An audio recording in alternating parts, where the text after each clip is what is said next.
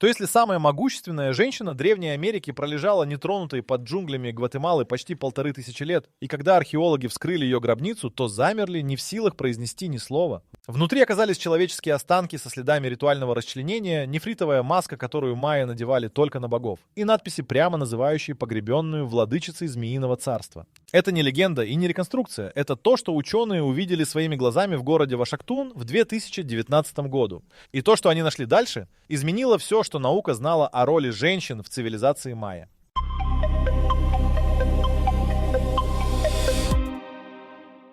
Печать из красной глины треснула в 6 утра 23 марта 2019.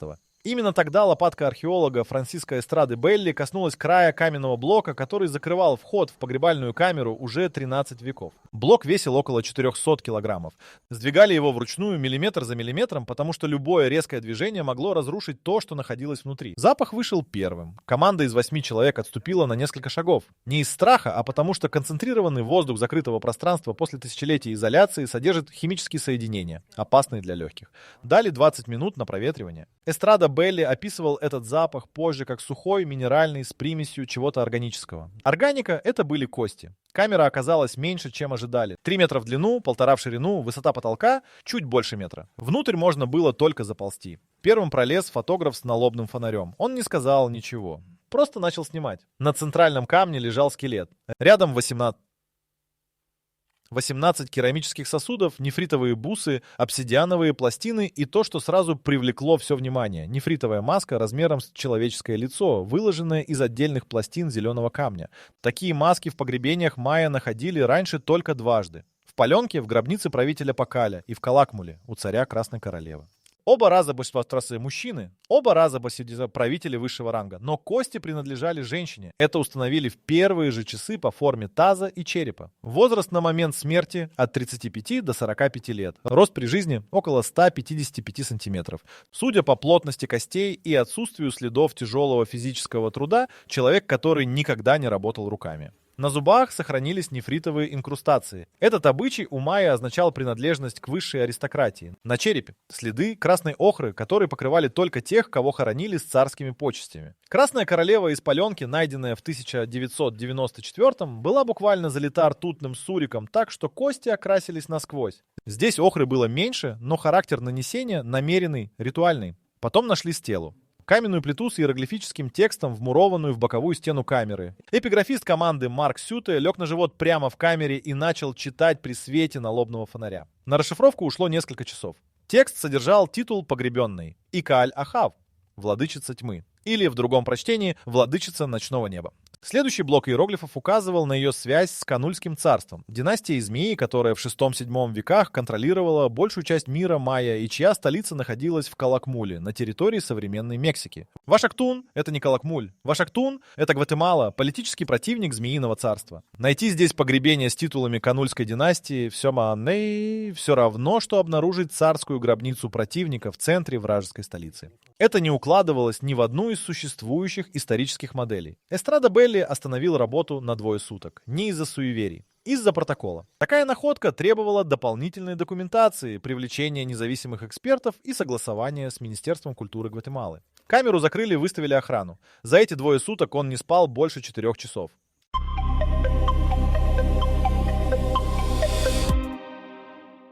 Через 2 суток в камеру опустили эндоскопическую камеру на гибком кабеле. Прежде чем снова входить внутрь, нужно было зафиксировать полный визуальный план помещения без нарушения слоев. Монитор стоял снаружи, на складном столике. Вокруг него собрались 6. Изображение было черно-белым, зернистым, но достаточно четким, чтобы увидеть то, что пропустили при первом осмотре. В дальнем углу камеры за центральным погребением лежали еще кости, не одного человека, нескольких.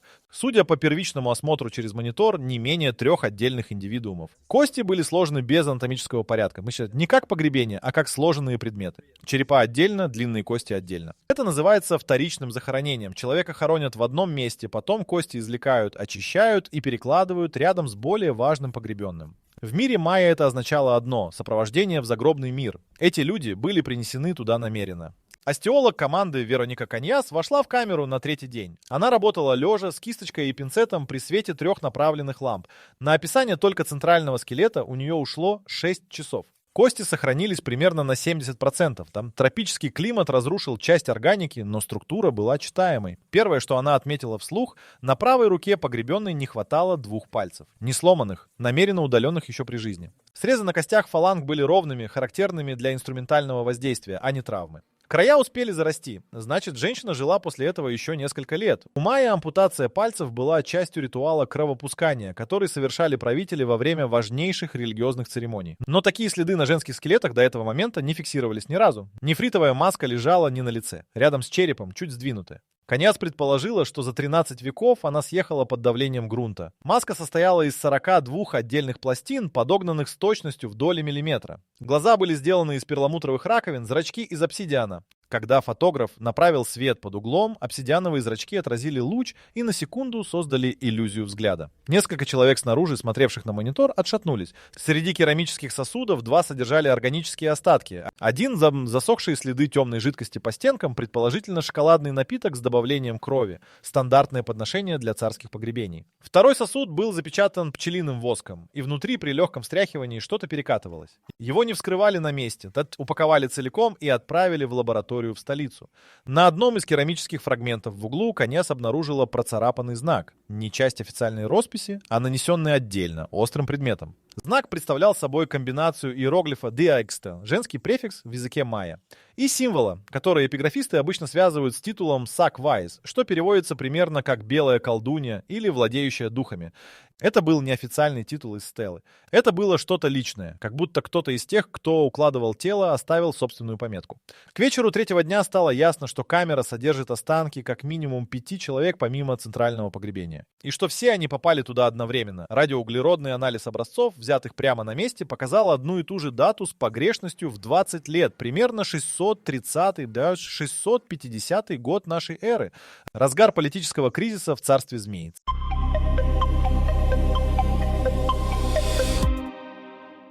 630 год — это не просто дата. В это десятилетие царство змеи переживало самый острый кризис за всю свою историю. Тикаль, главный враг Канульской династии, нанес серию военных ударов, которые разрушили политическую сеть, выстраивавшуюся змеиными правителями почти столетие. Союзники переходили на другую сторону, вассальные города разрывали договоры. Именно в этот период несколько высокопоставленных членов Канульской династии исчезают из исторических записей. Их имена просто перестают появляться на стелах и монументах. И Каль-Ахав была одной из них. Стелла в погребальной камере называла ее не просто аристократкой. Она носила титул Калоомти, который в иерархии майя стоит выше обычного правителя и означает верховную военную и политическую власть над несколькими городами.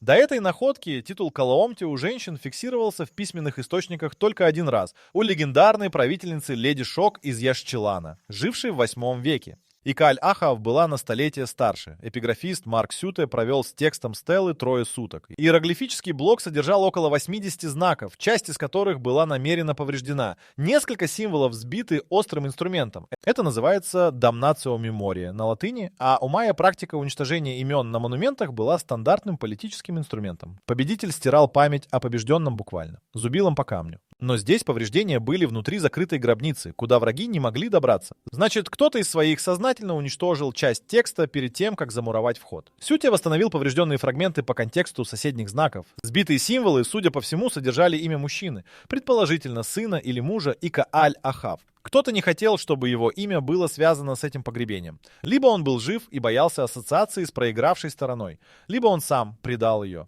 Антропологический анализ центрального скелета добавил новые детали. Коньяс обнаружила микротрещины на нескольких ребрах, характерные для компрессионного удара. Не боевой травмы, а чего-то вроде падения с высоты или сильного давления на грудную клетку. Эти повреждения получены незадолго до смерти. Костная ткань не успела начать восстановление. Причину смерти установить точно невозможно, но травмы грудной клетки и отсутствие следов длительной болезни указывают на насильственную или внезапную гибель. Зубной анализ показал, что при жизни она питалась преимущественно белковой пищей с минимальным количеством кукурузы. Для простого населения майя кукуруза составляла основу рациона до 80%. Ее диета была диетой человека, которому никогда не приходилось есть то, что едят все остальные. Изотопные Крупный анализ костей дал неожиданный результат. Соотношение изотопов стронция в зубной эмали, а эмаль фиксирует химический состав воды и почвы того места, где человек провел детство, не совпадало с геологическим профилем Вашактуна.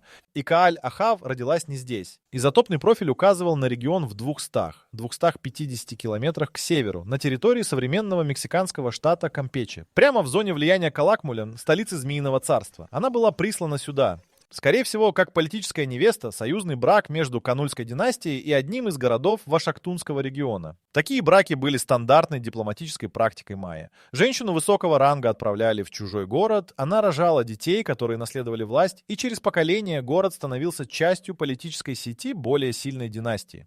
Но что-то пошло не так. Политический кризис 630-х годов разрушил этот план. И женщина, которую отправили как инструмент дипломатии, оказалась замурована в каменной камере в 3 метрах под землей. Без официальных похорон, без публичного траура, без упоминания в городских летописях. Вашактун не сохранил о ней ни одной записи снаружи гробницы. Как будто ее никогда не существовало.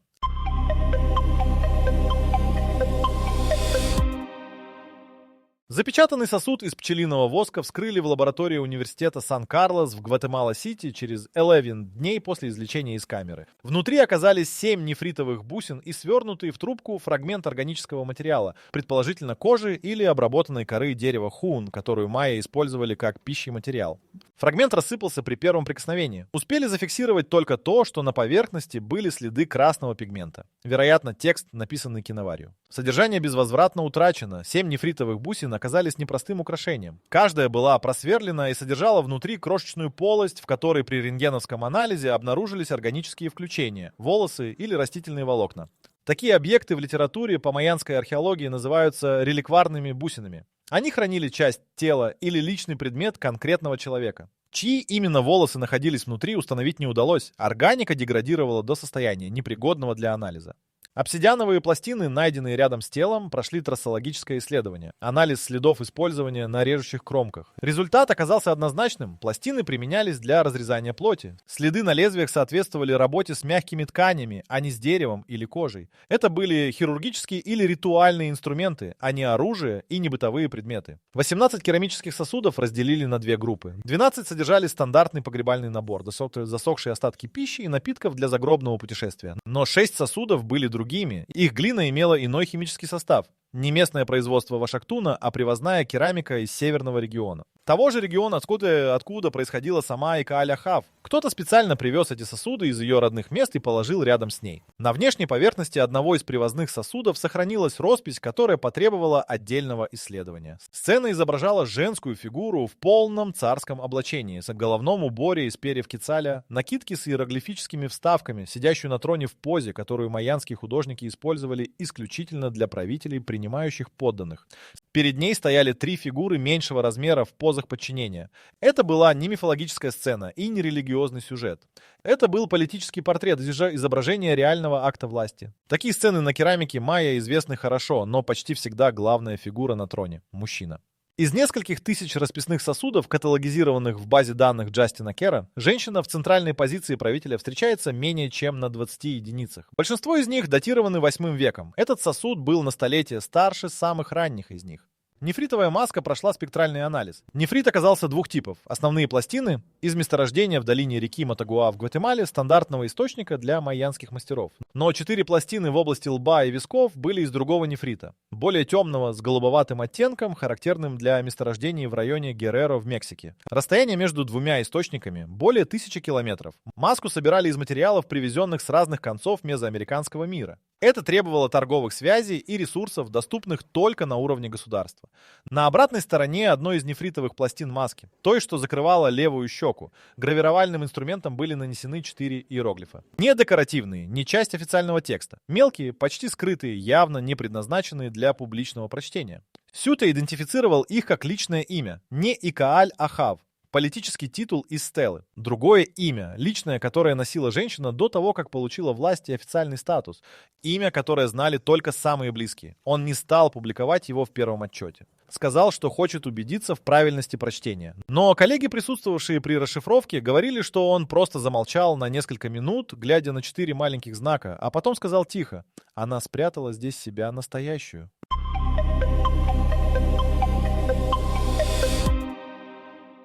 стены камеры осмотрели детально только на 5-й день работы, когда убрали большую часть артефактов и появилось достаточно пространства для нормального освещения. Под слоем известкового налета, который за 13 веков покрыл весь известняк равномерной белесой коркой, проявились следы, которые при первом осмотре просто не были видны. Химик команды Луис Мендес взял соскобу из 4 участков стен и отправил на масс-спектрометрический анализ прямо в полевую лабораторию. Результат пришел через 8 часов. На северной и западной стенах под известковым слоем присутствовали органические соединения, однозначно идентифицированные как гемоглобин. Кровь. Нанесенная намеренно широкими мазками, предположительно рукой или плоским инструментом. Не брызги, не случайные следы, а покрытие. Площадь покрытия на северной стене составляла около 1,5 квадратных метров. Это не символическое кровопускание, несколько капель для ритуала. Это количество крови, которое получают от крупного животного или нескольких человек. Майя красили погребальные камеры кровью в исключительных случаях. Красная королева из паленки лежала в камере, покрытой ртутным суриком, дать минеральным заменителем крови символическим эквивалентом. Настоящая кровь на стенах фиксировалась в литературе только для захоронений военных трофеев, черепов и костей побежденных врагов. Никогда для царских погребений. Мендес взял дополнительные соскобы для определения видовой принадлежности крови. Анализ занял 3 суток. Часть образцов оказалась нечитаемой из-за деградации белков, но 2 образца дали результат – человеческая кровь. Группу определить не удалось, технология не позволяет при таком уровне деградации, но видовая принадлежность была однозначной. Параллельно Каньяс закончила анализ вторичных захоронений в углу камеры. 5 сопровождающих. 3 взрослых и 2 подростков 14 и 16 лет. Все 5 умерли одновременно с основным погребением или незадолго до него. На костях 2 взрослых следы острой травмы в области шейных позвонков, характерные для обезглавливания. У одного из подростков следы на ребрах, указывающие на излечение сердца. Именно такие повреждения оставляет вскрытие грудной клетки обсидиановым ножом при ритуальном жертвоприношении. Это был не просто эскорт в загробный мир. Это была церемония. Масштабная, кровавая, требовавшая нескольких исполнителей и значительного времени. Кто-то организовал полноценный погребальный ритуал для женщины, которую официальная история Вашактуна полностью игнорировала. Это противоречие стало центральным вопросом для команды. Если Икааль Ахав была политически нежелательной фигурой, врагом, предателем, неудобным союзником из проигравшей династии, то зачем устраивать для нее церемонию, требующую человеческих жертв?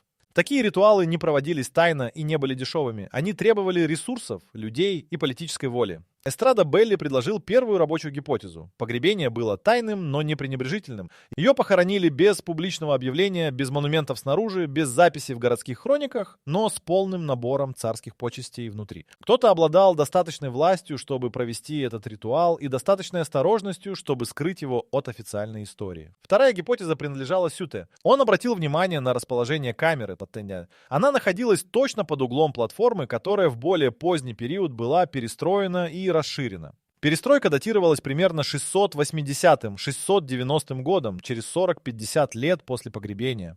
Кто-то специально возвел над гробницей новую постройку, физически запечатав ее под тоннами камня и засыпки. Это не было случайностью строительного процесса. Это было сделано намеренно, чтобы никто никогда не нашел то, что лежало внизу. На 6-й день работы в камере Мендес обнаружил последнее, что там оставалось. В щели между 2 блоками северной стены на высоте около 40 сантиметров от пола был вставлен небольшой предмет, нефритовая фигурка высотой 7 сантиметров, не погребальный инвентарь, не часть официального набора. Она была спрятана в стену отдельно, уже после того, как основной ритуал был завершен. Фигурка изображала женщину в позе правителя, сидящую прямо с руками на коленях. Лицо было намеренно стерто. Не временем, а инструментом. Кто-то убрал черты лица до того, как спрятал ее в стену. Зачем, этого не понимал никто.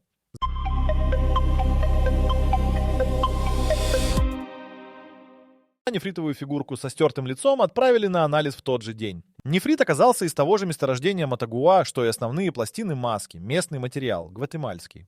Но техника изготовления отличалась. Маска была сделана профессиональным мастером с многолетним опытом. Идеальные срезы, микронная подгонка пластин. Фигурка была вырезана значительно грубее. Специалист по майянской лапидарной технике из университета Тулейн, просмотревший фотографии, дал заключение. Фигурку делал непрофессиональный ремесленник. Следы инструмента указывают на человека, умеющего работать с камнем, но не занимавшегося этим систематически. Возможно, воин. У военной аристократии майя было принято владеть базовыми навыками резьбы. Возможно, жрец низшего ранга. Или кто-то, кто просто умел держать инструмент. Стертое лицо не поддавалось однозначной интерпретации. Мендес предложил версию об умышленном уничтожении идентификации. Если фигурка изображала конкретного человека, стертые черты делали невозможным его опознание. Это могло быть защитной мерой. Тот, кто прятал фигурку, не хотел связывать ее с реальным лицом.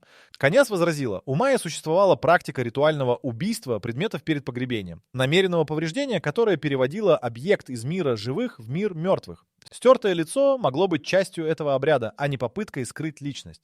Сюте предложил третью версию, которую сам назвал неудобной. По его мнению, фигурка изображала не Икааль-Ахав, а того, кто ее туда положил. Спрятать свое изображение в стену гробницы означало остаться с ней навсегда, не уходя в загробный мир, но и не оставаясь полностью среди живых. Стертое лицо в этом контексте не уничтожение, а анонимность. Кто-то хотел быть рядом с ней, не называя себя. Эта версия не получила ни подтверждения, ни опровержения. Прямых доказательств не существовало ни для одной из трех интерпретаций. В августе 2019-го команда начала систематическое обследование территории вокруг погребения. Георадар прошелся по площади в 200 квадратных метров вокруг камеры. На глубине от 1 до 2 метров прибор зафиксировал 4 аномалии. Плотные прямоугольные объекты, характерные для каменных конструкций. 3 из них при шурфовании оказались фрагментами разрушенных стен более раннего строительного периода. Обычный археологический контекст для многослойного майянского города. 4-я аномалия оказалась другой. На глубине 140 сантиметров лежала каменная плита размером 90 на 60 сантиметров.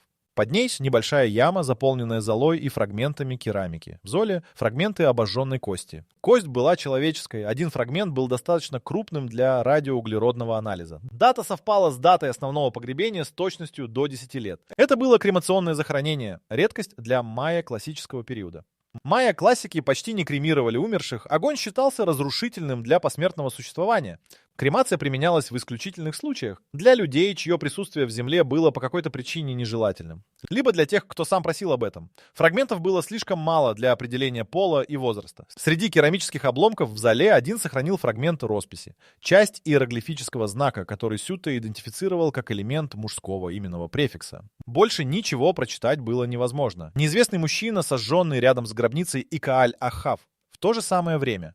Без имени, без официального захоронения, без инвентаря, только зола, черепки и несколько фрагментов кости под безымянной плитой. Сюте вернулся к поврежденным иероглифам стелы, тем, что были сбиты внутри камеры. Он снова попытался восстановить контекст уничтоженных знаков. При новом прочтении соседних блоков у него появилась другая версия. Сбитые символы могли содержать не имя сына или мужа, как он предполагал изначально. Структура фразы при более внимательном анализе указывала на другой тип связи. Это мог быть титул советника или жреца, человека, который служил ей, а не правил рядом с ней. Человека, которого сожгли снаружи, пока ее укладывали внутри. Доказать это было невозможно. Установить личность сожженного невозможно. Понять, кто принял решение провести весь этот ритуал тайно и почему, тоже невозможно. Через 13 веков молчания камера выдала достаточно, чтобы поставить десятки вопросов, и недостаточно, чтобы ответить хотя бы на один из них окончательно.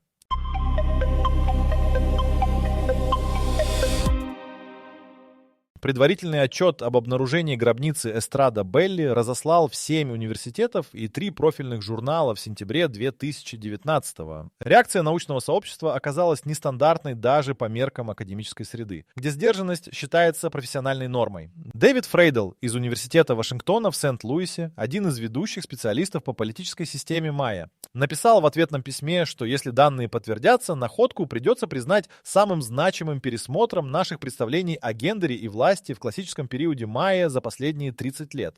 Он попросил разрешения приехать лично. Симон Мартин из Пенсильванского музея, соавтор стандартного академического справочника по династиям майя, ответил иначе. Он прислал список из 23 вопросов, каждый из которых требовал дополнительного подтверждения данных. Не потому, что сомневался в честности команды, потому что масштаб находки требовал такого уровня верификации. 23 вопроса означали, он понимал, что это меняет все, и именно поэтому проверял каждую деталь. Наиболее острая реакция пришла не из академической среды, а из Мексики. Национальный институт антропологии и истории выпустил официальное заявление с требованием доступа к материалам. Калакмуль и Канульская династия находятся на мексиканской территории, и институт настаивал на том, что любые находки, связанные с этой династией, затрагивают мексиканское культурное наследие. Гватемальская сторона ответила, что гробница находится на гватемальской территории, и все права на материалы принадлежат Гватемале. Дипломатическое противостояние длилось несколько месяцев и в итоге разрешилось соглашением о совместном совместном исследовании. Пока институции обменивались письмами, лабораторная работа продолжалась. В октябре 2019-го генетическая лаборатория Университета Копенгагена, специализирующаяся на древней ДНК, получила образцы костной ткани из центрального захоронения и извлечение древней ДНК из тропических останков. Технически одна из самых сложных задач в археогенетике. Тропическая влажность разрушает генетический материал значительно быстрее, чем сухой или холодный климат. Из большинства майянских захоронений получить читаемую ДНК не удается вообще. Через 4 месяца лаборатория сообщила о частичном успехе. Полного генома получить не удалось, но митохондриальная ДНК, передающаяся только по материнской линии, была извлечена и прочитана. И Кааль-Ахав принадлежала к гаплогруппе А2, наиболее распространенной среди коренных народов в Мезоамерике. Это не давало информации о конкретном происхождении, но исключало любые альтернативные версии о неместном происхождении погребенной, которые иногда возникают в маргинальной литературе о майя. Важнее было другое. Генетики сравнили образец с базой данных других майянских захоронений, включая несколько образцов из Калакмуля. Статистически значимого совпадения, которое указывало бы на прямое родство с известными погребенными Калакмуля, обнаружено не было. Это не опровергало канонское происхождение. База данных слишком мала для таких выводов, но и не подтверждала прямую династическую линию. В феврале 2020-го журнал «Латиноамериканская древность» опубликовал первую полную научную статью по находке. Статья прошла рецензирование 6 независимых экспертов. 2 из них потребовали существенных правок. Не в фактической части, а в интерпретационной. Главным спорным пунктом стал вопрос о том, можно ли называть Икааль-Ахав правящей царицей или только царицей-консортом с расширенными полномочиями. Разница казалась терминологической, но за ней стояло принципиальное разногласие о том, была ли она самостоятельным политическим субъектом или действовала в рамках полномочий, делегированных мужчиной. Эстрада Белли в ответ на критику указал на 3 конкретных факта. Титул Калаомте в стеле не предполагает делегирование. Это верховный независимый статус. Следы ритуального кровопускания на ее костях означают, что она лично совершала государственные церемонии, которые были прерогативой только правящего лица. И нефритовая маска Мычьям, объект, который майя помещали в гробницы исключительно тех, кто при жизни воплощал божество, не вручалась консортам. Рецензенты приняли правки частично. Финальная версия статьи использовала формулировку «правитель с царскими полномочиями». Компромисс, который не удовлетворил никого полностью, но позволил опубликовать работу. На следующий день после публикации статью скачали 14 тысяч раз. Для узкоспециализированного майянистического журнала это был абсолютный рекорд.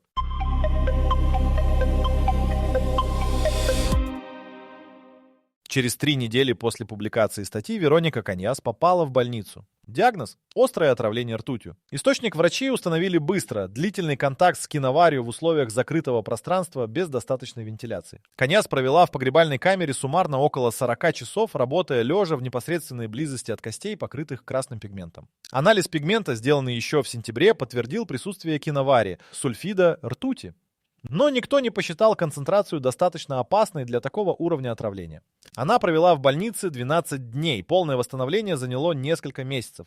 Когда журналисты начали писать о проклятии майянской царицы, Каньяс ответила в интервью коротко: «Это не проклятие, это нарушение протокола безопасности. Мы работали в закрытом пространстве с известным токсином без надлежащей защиты. Это наша ошибка, а не мистика». Но на этом совпадения не закончились. В марте 2020-го, через месяц после публикации статьи, Луис Мендес обнаружил, что несколько образцов из лабораторного хранения были повреждены. Не украдены, именно повреждены. 2 керамических фрагмента с росписью оказались расколоты, предположительно при неправильном хранении в условиях перепада температур. Один из них, тот самый с изображением женщины на троне, раскололся на 4 части. Роспись уцелела, но фрагмент потребовал срочной реставрации. Университет провел внутреннее расследование. Причиной назвали технический сбой в системе климат-контроля хранилища. Акт был составлен, ответственный сотрудник получил выговор. Но среди команды циркулировала другая версия. Несколько человек обратили внимание на то, что повреждены были именно те предметы, которые содержали наиболее читаемые иероглифические тексты. Фотограф экспедиции Карлос Вильяреаль публично отказался от дальнейшего участия в проекте в апреле 2020-го. В коротком сообщении в профессиональной сети он написал, что по личным причинам не может продолжать работу. Коллеги по команде говорили в частных разговорах, что причина другая. Вильяреаль рассказывал, что после нескольких недель работы с фотоматериалами из гробницы у него начались повторяющиеся сны.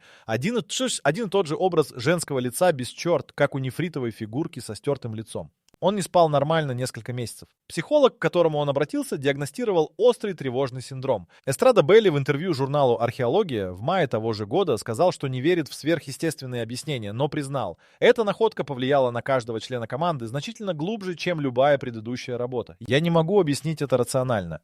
Могу только зафиксировать как факт. Но самое необъяснимое произошло не с людьми, а с самой камерой. В июне 2020-го, когда гробница была уже полностью задокументирована и частично законсервирована, местный смотритель объекта Педро Чок сообщил о странном явлении. Он дежурил ночью и около 2 часов после полуночи услышал звук из направления законсервированного входа, низкий монотонный звук, который он описал как пение или гудение. Чок разбудил второго охранника. Оба слышали звук в течение примерно 15 минут, после чего он прекратился. Геофизик, приглашенный для консультации, объяснил явление акустическим резонансом. Известняковые структуры в определенных условиях температуры и влажности способны генерировать низкочастотные звуки при движении воздуха через микротрещины в камне. Ночной перепад температур в джунглях Гватемалы создает именно такие условия. Объяснение было технически корректным, Чок его не принял. Он работал смотрителем на майянских объектах 18 лет и никогда раньше ничего подобного не слышал. Он попросил перевести его на другой объект, просьбу удовлетворили. Сюте, узнав об этом, сказал только одно. Он напомнил, что в тексте стелы титул «Икааль-Ахав» «Владычица ночного неба» содержал также второй смысловой пласт, который он намеренно не включил в основную публикацию, считая интерпретацию спорной. В отдельных контекстах тот же иероглифический комплекс читался не как «владычица», а как «та, что возвращается». Он не стал развивать эту мысль дальше. Просто сказал это и замолчал.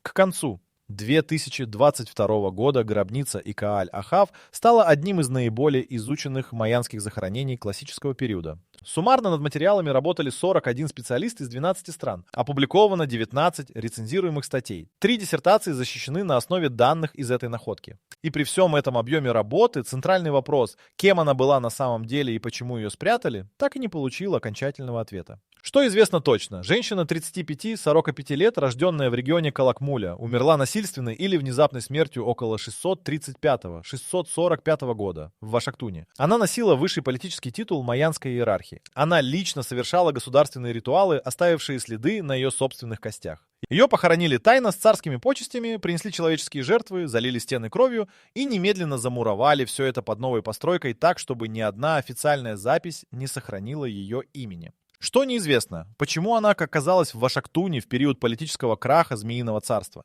кто организовал ее тайные похороны, кто был сожжен рядом с ее гробницей, кто спрятал фигурку со стертым лицом в стену уже после завершения ритуала, и кто сбил иероглифы внутри запечатанной камеры, там, где никакой враг не мог добраться. В 2023 году Эстрада Белли вернулся в Вашактун с новым оборудованием. Георадар нового поколения прошелся по территории в радиусе 500 метров от гробницы. Прибор зафиксировал 12 подземных аномалий, не исследованных ранее. 3 из них по профилю совпадают с погребальными камерами. Раскопки запланированы, финансирование получено, работа начнется в сухой сезон 2024 года. Нефритовая маска сейчас хранится в Национальном музее археологии и этнологии в Гватемала-Сити.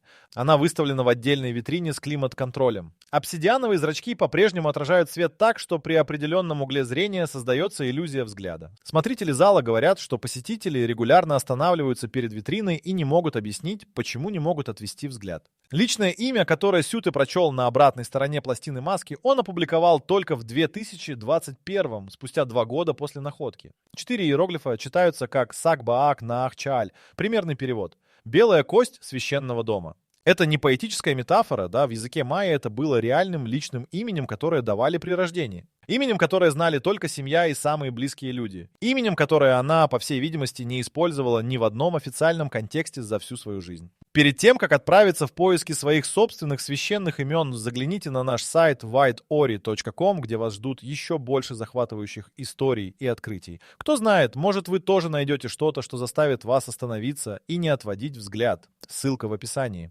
Оно сохранилось только потому, что кто-то спрятал его в стену маски, на той стороне, которую никто не должен был видеть. Вопрос, с которого началась эта история, звучал так. Что увидели ученые, когда вскрыли гробницу майянской царицы?